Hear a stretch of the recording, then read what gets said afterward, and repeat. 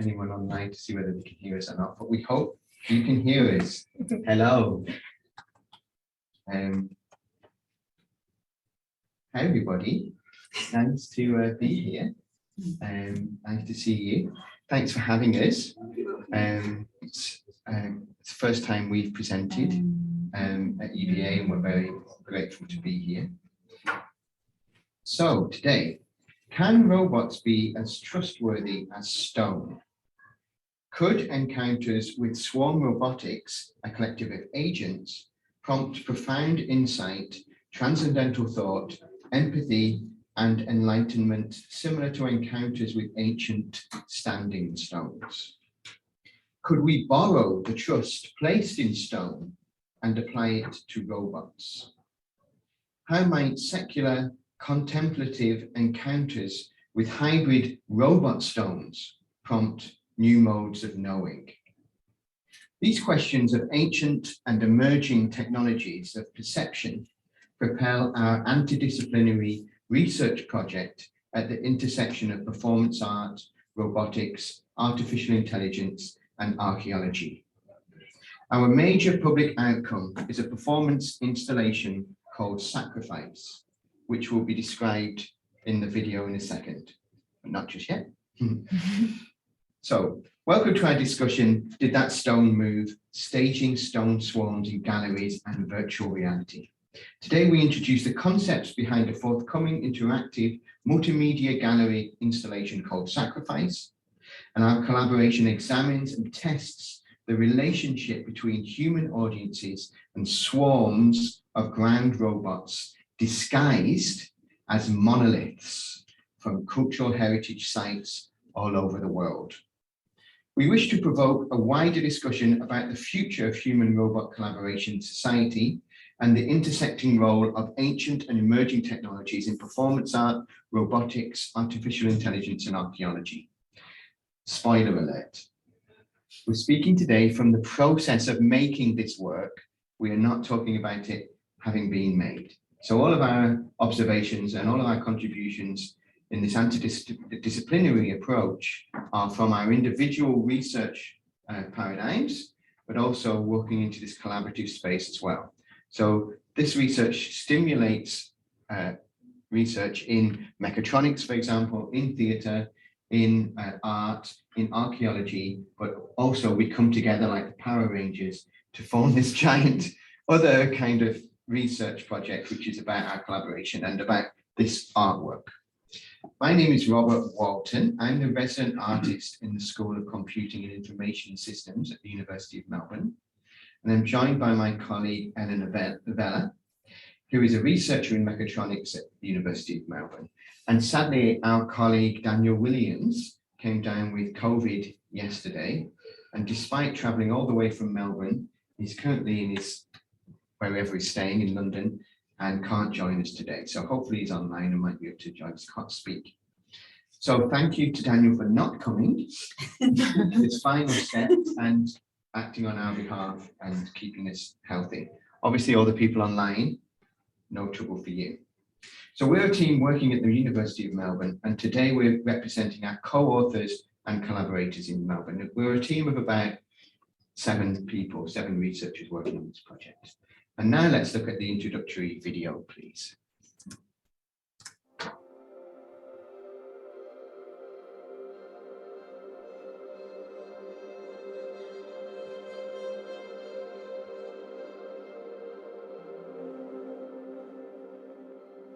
I became involved in the project when I met Robert at another art workshop, and afterwards we dreamed together and we realised that there were ideas from the art world that could be translated into the robotic world to create something magical for a general audience. This project's really exciting because it draws together a whole range of technologies, people, situations. When I say technologies, I mean ancient technologies like standing stones and emerging technologies like swarming ground robots. These are 2 things that you would never normally think of in the same breath. But I'm taking a long view about what performance is or what technology is and our relationship to it. And so the collision of this oldest idea of technology with a technology that's so new we have no idea what it really is or how we're going to react to it is what's exciting. And I'm excited, I think these two things are connected because of mystery. They're deeply mysterious.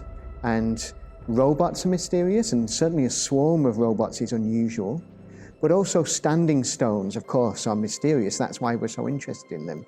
People go to experience mystery. And so when we combine those technologies with emerging technologies, we've got all these similar questions: time, contemplation, the body's sensation, its phenomenology, perception of space, and what it is to come into contact with the non-human.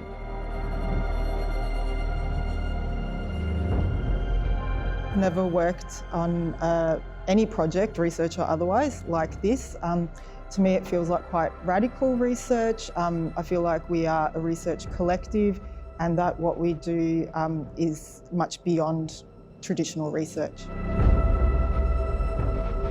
To my knowledge, there has been no such work done with archaeological materials. So what we're doing is quite unique, and in undertaking this work together, we've had the privilege to create relationships with archaeologists around the world. So we've created a network of researchers, and this has meant that we are able to produce something with a lot more nuance and depth, and it, like so many aspects of this project, it is much more than the sum of its parts.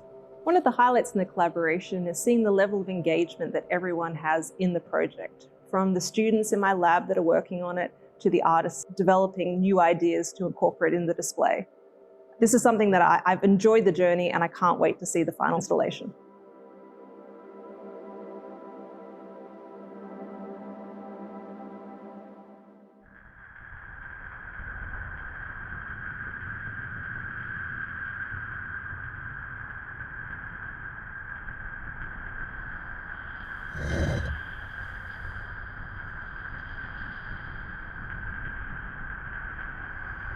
Great, I'll just continue there.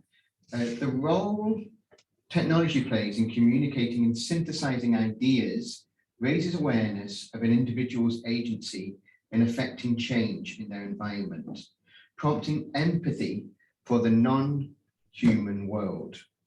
This addresses a gap in current research surrounding human interactions and engagement with swarm behaviors at the human scale of sacrifice.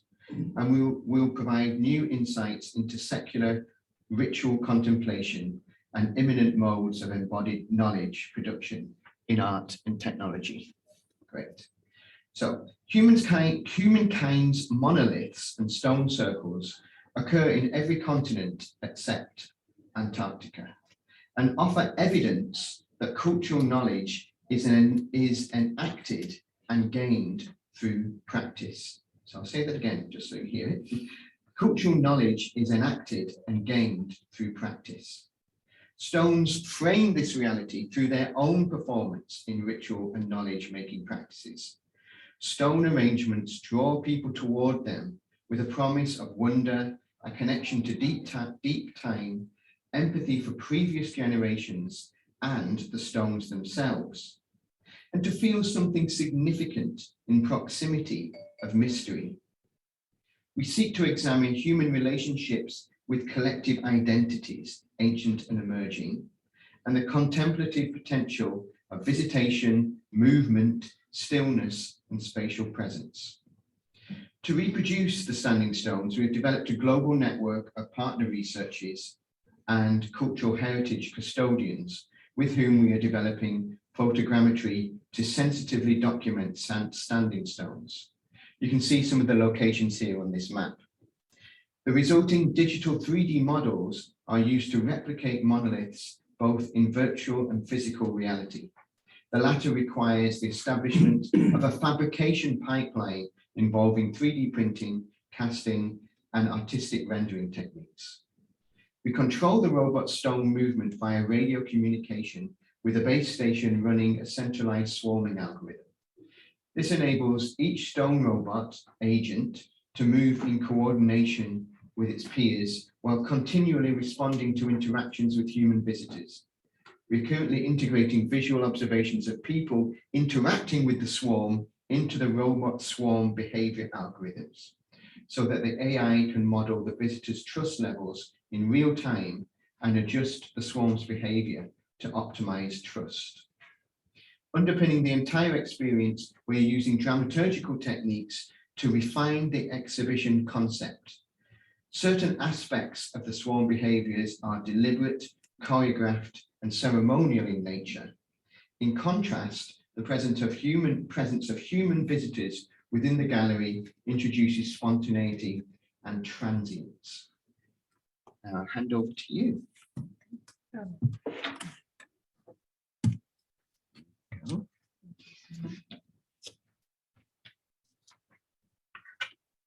What's really fascinating about this project is it utilises these new capabilities to investigate and simulate these swarming behaviours.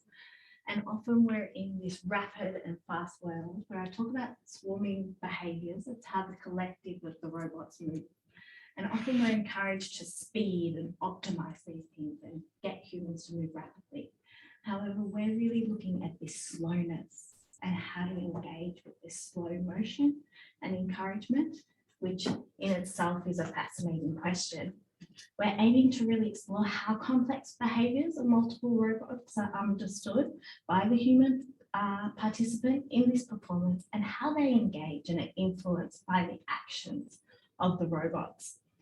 The objective of this project is to develop a system that can cooperate over a sustained performance and interact with the human. This opportunity to naturally show the human swarm collaboration with different age demographics, backgrounds is truly unique. And this is not usually done from a research lab at a university. So this experience encourages us to understand and engage with STEM and artists, and also invite individuals to take part in the research. So if you think about it, really, installation is a perfect environment to engage and test and interact with new technology. However, considerations must be made when we develop such an experience, and there are many challenges, such as the human safety when we are implementing these algorithms. And I suppose that's our first example. When we have a swarm of robots, we have to almost give the human a bubble of security around them when they interact. But we also don't want to infringe on their movement and their experiences, and we need to make it as fluid as possible. Then there are these challenges of representation. So on the left is often how I would do my design algorithms, or we call them our networks, and look at how the robots interact. And on the right are the images that Robert originally gave me of his vision of the space. How do we translate from these two fields that are quite different, and particularly when visualization is a key for our communication? Then there's this idea of the testing and prototyping phase. In robotics, this is extremely costly. And if there's a vision that the artist desires or wants, and then when we go to a later stage in fabrication, if that doesn't look or feel how it should, it could be detrimental to the project. And then that's why in the next slide, I'll talk a lot about virtual reality and how that's been extremely important in our translation. And finally, there's this next step of moving to a physical world or in real life. And how do you go from that virtual world to that physical to hopefully replicate a similar experience? And how do they enhance the experience together in this mixed reality? So many challenges arise when integrating robotics into an installation. So we've talked about many temporal, financial, computational constraints associated with the prototyping and the setup. And these exponentially grow when we have more than one robot swarm. So we have developed a novel virtual reality environment using Unity to prototype this human robot swarm interaction for the performance. The continually evolving VR application has provided an immersive environment in which the team can test and observe the effects of changing certain swarm design parameters at each iteration. And it's done online. We often get Robert down into the lab and have various changes continually. In addition, the virtual environment has enabled us to collect data regarding human actions. This was fantastic during COVID too, as people could do this setup at home or visualize it and see what was happening. And we've been able to understand how human movement and action can be associated with engagement and trust. And mathematically describe that, which is quite interesting. And really,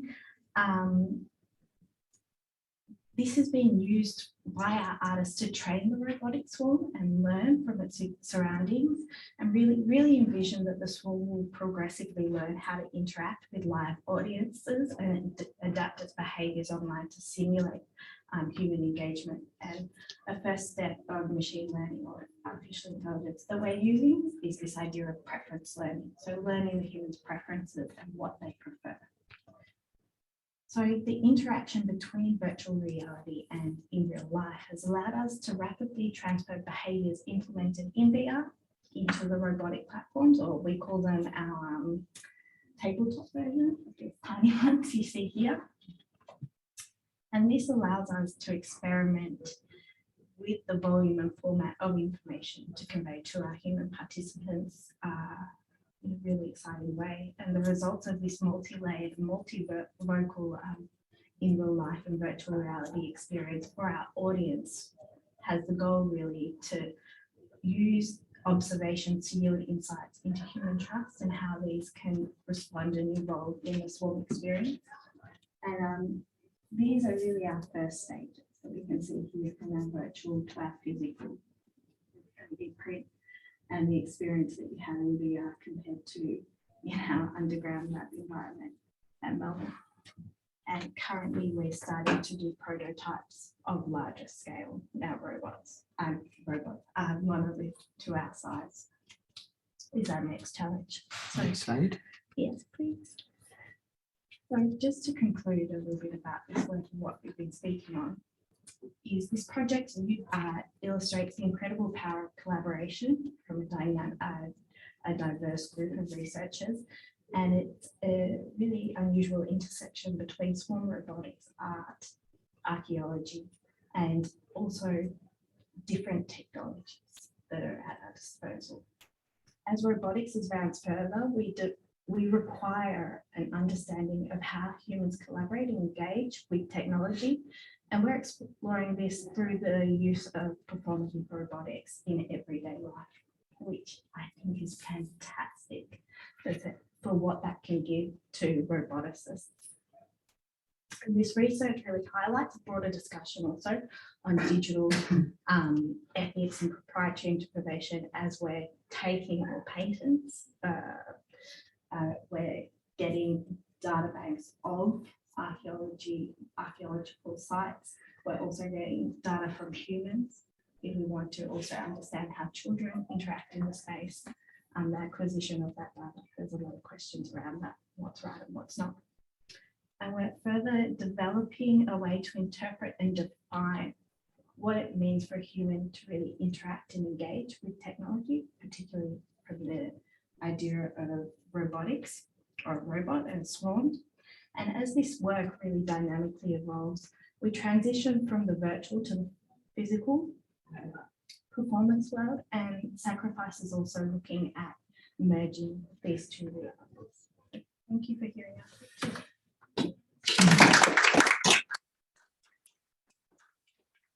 Maybe for a quick question. Has anybody got a quick question? Just a quick question. Well, we can continue the discussion over coffee. I think it's a really interesting project, and I love the idea that you're using sort of archaeological history to inform your practice. I was just wondering, given where you're sited, has there been any involvement from Indigenous communities in Australia, and how has that panned out? I'd love to hear. Yeah, that's a great question. Thank you. We Do have we are. I'll stand here. Then people at home see me. your input. It's complicated, and we do have an amazing team of archaeologists working with this. Just to give some context, as I mentioned, standing stones exist in almost every human culture, and lots of them around the world. The stone arrangements, the stones themselves have been, what's the right word? They no longer belong to a living human culture. They are orphans. They've been orphaned by the humans who made them. And so that's where lots of the mystery comes from. We don't know why they're there. Lots of the stones in Australia, or the place now known as Australia, are still part of living human cultures. So Australia has the oldest continuous human cultures in the world, and people in Australia can trace their culture back tens of thousands of years.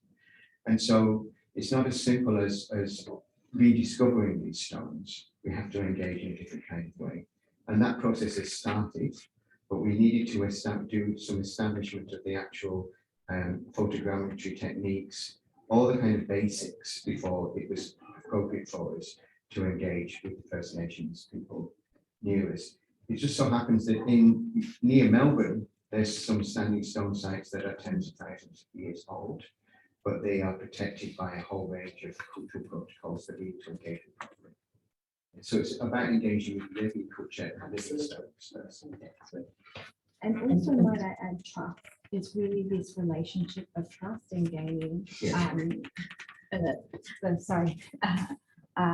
trust between the different groups. I suppose I should say, and I think particularly with First Nations people, that's a really important thing, and that also goes into the ethics a lot of what we're using this for, how we're translating that, how's that information being used, and what we're trying to convey. So we have to be really careful about how we word and phrase that, and who we respect. I think that's a really big thing.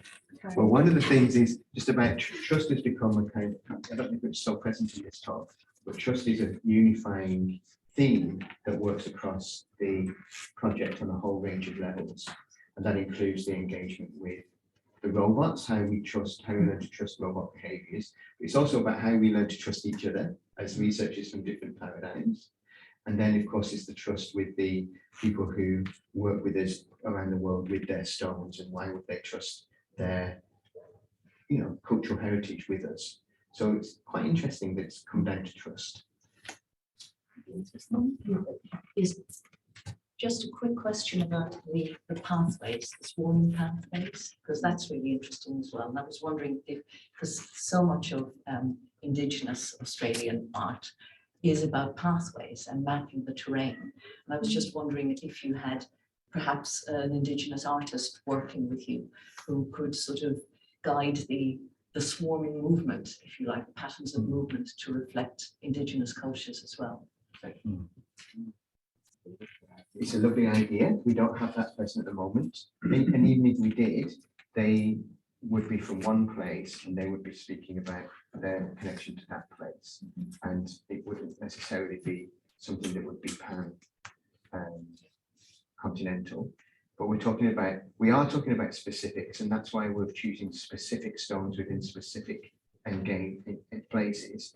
And there's something about the specificity that we're drilling down into. It's like why this stone should be recreated on the other side of the world, and what is specific about that, its location, and all the nuances of its sign and all the mysteries that go with it. Yeah, but yes, we are engaging with our local elders, but we haven't engaged with a specific artist yet. One really small point, I think it's important to understand is that actually each experience or each person's experience through this piece is unique. So there is the algorithms that they're using are this interaction with the human and their pathways. They create themselves through their motion. So that's. Thank you very much. So please continue the discussion over coffee. Once more, just